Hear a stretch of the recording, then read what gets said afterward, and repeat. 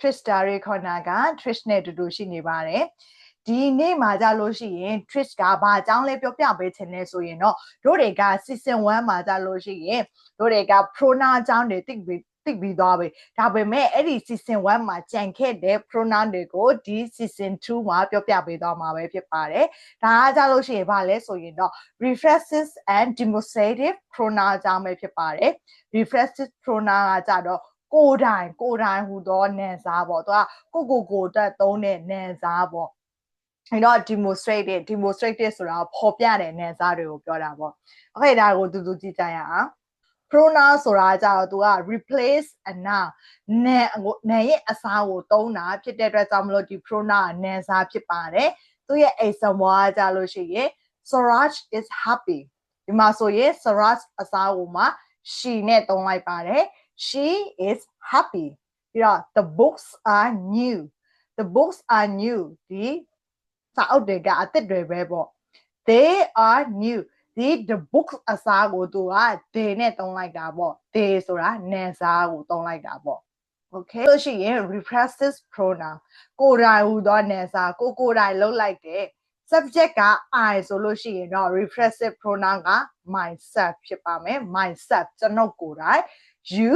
ဆိုရင်တော့ yourself တယောက်တည်းအတွက်ဆိုရင်တော့ yourself အများအတွက်ဆိုရင်တော့ yourself he ဆိုရင်တော့ himself she herself it itself we ourself they themselves reflexive pronoun တွေကသူက subject ကနေပြီးတော့ reflexive pronoun ဘယ်လိုမျိုးပြောင်းသွားလဲဆိုတာကိုပြောပြတာပဲဖြစ်ပါတယ် when do we use reflexive pronoun ဒီကိုယ်တိုင်ဆိုတဲ့အဲ့လိုမျိုး myself တွေတို့ himself herself အဲ့ဒါတွေကိုဘယ်နေရာတွေမှာအသုံးပြုတာလဲ the subject ဘယ်နှစ်ချိန်တွေမှာအသုံးပြုလဲဆိုရင်တော့ the subjects and objects are the same person ပြုလုပ်တဲ့သူရောပြုလုပ်ခြင်းခံရတဲ့သူတွေရောသူကလူတစ်ယောက်တည်းပဲဖြစ်နေတဲ့ခါကြလို့ရှိရင်တော့ဒီ reflexive pronoun ကိုသုံးပါတယ်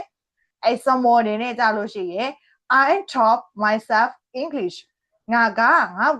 အင်္ဂလိပ်စာသင်ပေးတယ်ဟုတ်ပါလားကိုအင်္ဂလိပ်စာလေ့လာနေတာပေါ့အဲ့ဒါကိုဆိုရင်တော့ I taught myself ပြုလုပ်တဲ့သူတွေရောပြုလုပ်ခြင်းခံရတဲ့သူတွေရောတယောက်တည်းဖြစ်နေတာဖြစ်တဲ့အတွက်ကြောင့်မို့လို့ myself နဲ့သုံးလိုက်တာပေါ့ပြီးတော့ they enjoy themselves at the party they enjoy themselves at the party ဒီပွဲမှာသူတို့ဘာတို့ပျော်နေတာပေါ့ဟုတ်ပါလားကိုပျော်တာကွာသူတို့ဘာသာသူတို့ပျော်ကြတယ်ဆိုရင်တော့ they enjoy themselves at the party common mistake ဒီမှာဆိုရင်ဘယ်လိုမျိုးမှားလဲဆိုရင်တော့ myself went to school ဒီနေရာမှာ subject နဲ့ object ကမှားနေတာပေါ့ myself went to school လို့မပြောပါဘူး I went to school ငါကျောင်းကိုသွားခဲ့တယ် John and myself finished the work ပြောချင်တာက John နဲ့ငါကအလုပ်ကိုပြီးသွားတယ် John and I finished the work ဆိုမှမှန်ပါမယ် subject နဲ့ object ကတယောက်တည်းဖြစ်နေတဲ့အခါကြလို့မှ reflexive pronoun ကိုသုံးတာပါ subject အနေနဲ့သုံးမယ်ဆိုရင်တော့တို့က I နဲ့ပဲသုံးရမှာပေါ့ demonstrative pronoun ကကြလို့ရှိရင်သူကပေါ်ပြတာပေါ့ပေါ်ပြတဲ့ noun တွေလို့ပြောတာပေါ့ this that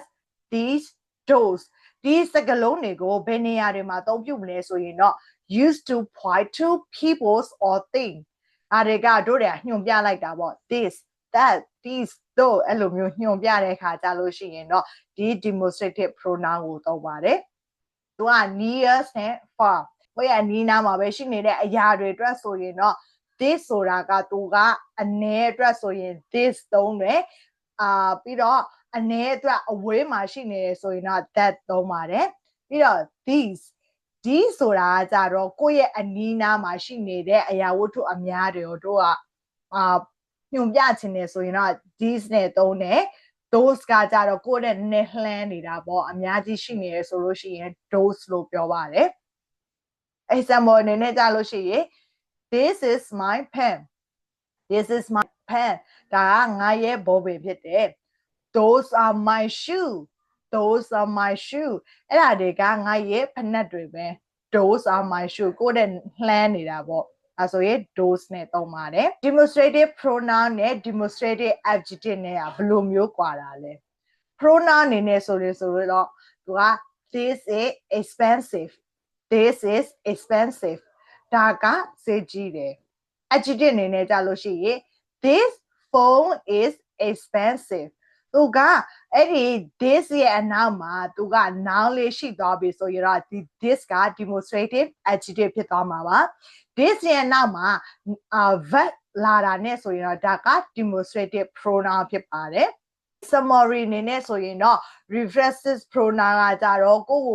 ပြောတာကိုအတွက်ကိုလုပ်တယ်ကိုဘာသာကိုလုပ်လိုက်တယ်အဲ့ဒါအတွက်ဆိုရင်တော့ reflexive pronoun နဲ့သုံးတယ် demonstrative pronoun ကကြတော့ညွှန်ပြတာပစ္စည်းတွေညွှန်ပြတာပေါ့ this that these those အဲ့ဒါတွေက demonstrative pronoun တွေဖြစ်ပါတယ် Okay ဒီဗီဒီယိုကိုကြည့်ပြီးသွားတယ်ဆိုလို့ရှိရင်တော့ pronoun အကြောင်းကိုလေးသိသွားမှာပဲဖြစ်ပါတယ်Okay, bye bye and see you in the next video.